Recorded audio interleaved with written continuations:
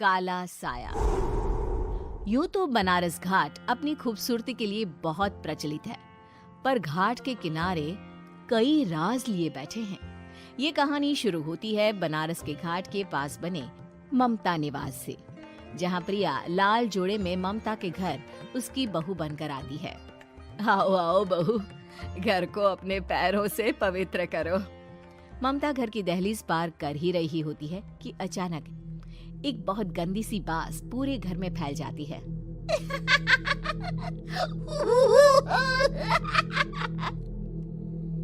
ये बदबू और ये आवाजें, ये कौन हंस रहा है माँ? अब ये पड़ोसी ना हमारे थोड़े अलग से है। कहाँ हम शाकाहारी और ये मांस मच्छी खाने वाले। छोड़, तू ध्यान मत दे और गृह प्रवेश कर। और हाँ बहू, अपनी सास की एक बात हमेशा याद रखना, इन पड़ोसियों से तो कभी बात नहीं करेगी। अच्छे लोग नहीं है ये। अपनी सास की ये बात मानेगी ना बेटा? हाँ माँ, जो आपकी मर्जी, मैं उनसे बात नहीं करूंगी। अगले दिन प्रिया अपनी पहली रसोई बनाने रसोई घर में जाती है। ये छोकी बात तो नाक में जा रही है। एक काम करती हूँ, खिड़की खोल देती हूँ।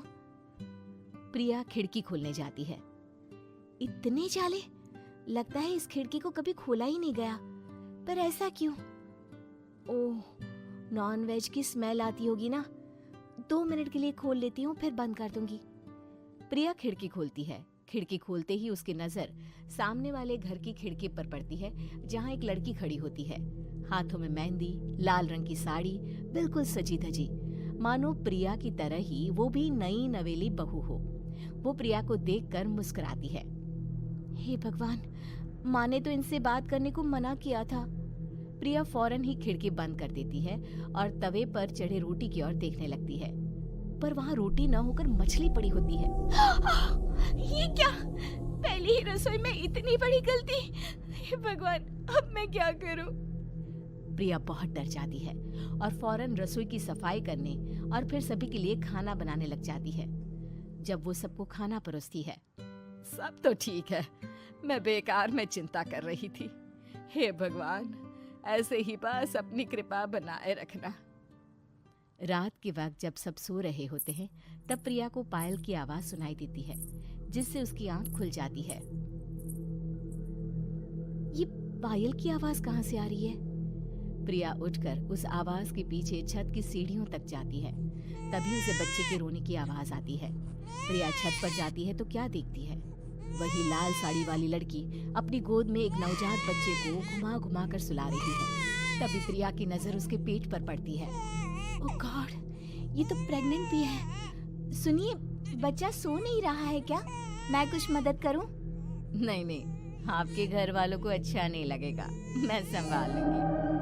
स्नेहा की गोद से बच्चा हाथ मारकर प्रिया की गोद में आने को छटपटाने लगता है।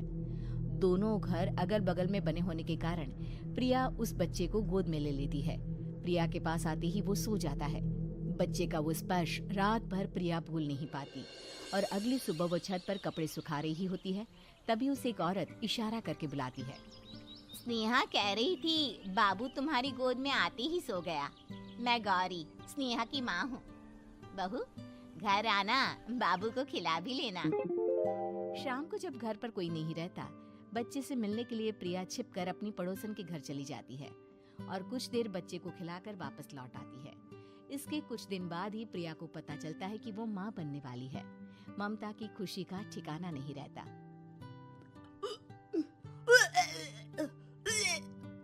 माँ जी, पता नहीं क्यों उल्टी आ रही है। प्रिया भागती हुई वॉशरूम में जाती है तो हरे और लाल रंग की उल्टी करती है। उस उल्टी में से कीड़े निकलते हैं। ये क्या? खून और ये कीड़े! माँ! माँ! प्रिया की आवाज सुनकर ममता दौड़ कर आती है, पर बेसिन में कुछ नहीं होता। प्रिया हक्की बक्की रह जाती है। ये सब क्या हो रहा है? प्रिया घबरा जाती है और अपने कमरे में जाकर सो जाती है। डर के कारण वो इतनी थक जाती है कि उसकी आंख लग जाती है।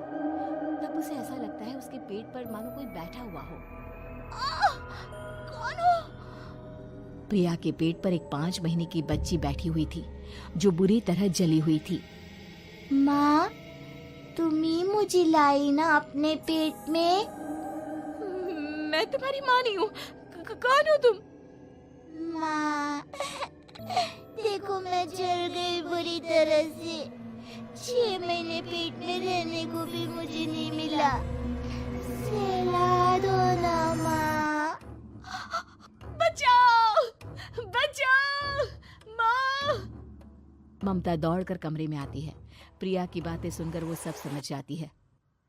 तू कहीं बगल वाले घर में तो नहीं जाकर आई ना बहू? मुझे माफ कर दो, मैं गई थी माँ। उस घर में सब मरे हुए हैं बहू। कई साल पहले स्नेहा उस घर में बहू बनकर आई थी। कुछ ही दिन में वो एक बच्चे को जन्म देने वाली थी। पूरा घर बच्चे के आने की खुशी में खोया था कि एक दिन अचानक उस घर में आग लग गई। सब बुरी तरह जलकर मर गए।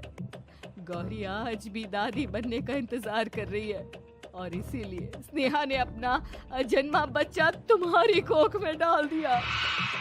ममता ये कह रही होती है कि पीछे से उसके पैरों को एक बच्चा पकड़ लेता है। दादी, दादी। माँ, स्नेहा की गोद में यही बच्चा था। ये बच्चा कौन है फिर? तेरी मौत है। तेरी भी दादी। जिस चीज का ममता को डर था वही हो गया। ममता निवास के ऊपर मौत ने चादर बिछा दी थी। प्रिया का पेट ऐसे बढ़ जाता है मानो 9 महीने का हो। 2 हाथ उसके पेट से बाहर निकलते हैं। बहू, संतोष को फोन कर, किसी पंडित जी को बुला बहू। प्रिया का पति भागता हुआ घर आता है। ये तो होना ही था माँ। तेरा पाप तेरे सामने आ गया तो तू सह नहीं पा रही है। स्नेहा घर में आग लगी नहीं थी, माँ ने लगाई थी, प्रॉपर्टी की लालच में। और वो बच्चा मेरी पहली पत्नी का बच्चा है, मेरा बेटा, जो कि उस आग की चपेट का शिकार हो गया था। मैंने तुमसे ये सब माँ के कहने पर छुपाया था। मुझे माफ कर दो प्रिया। तुम अगर चाहो तो यहाँ से जा सकती हो। मैं तुम्हें किसी भी बंधन में रखना नहीं चाहता। मेरी शादी हुई है आपसे, मैं आपको छोड़ नहीं सकती, पर उससे पहले हमें स्नेहा, उसकी माँ और बच्चे की आत्मा की शांति करवानी होगी। संतोष और ममता गौरी के घर जाते हैं। अंदर सब कुछ जला हुआ होता है। जमीन पर जली हुई लाशें बिखरी हुई थी। ममता रो रो कर अपनी करने की माफी गौरी से मांगती है। प्रिया स्नेहा के घर वालों का अंतिम संस्कार करवा देती है और ममता निवास फिर से आत्माओं के साए से मुक्त हो जाता है।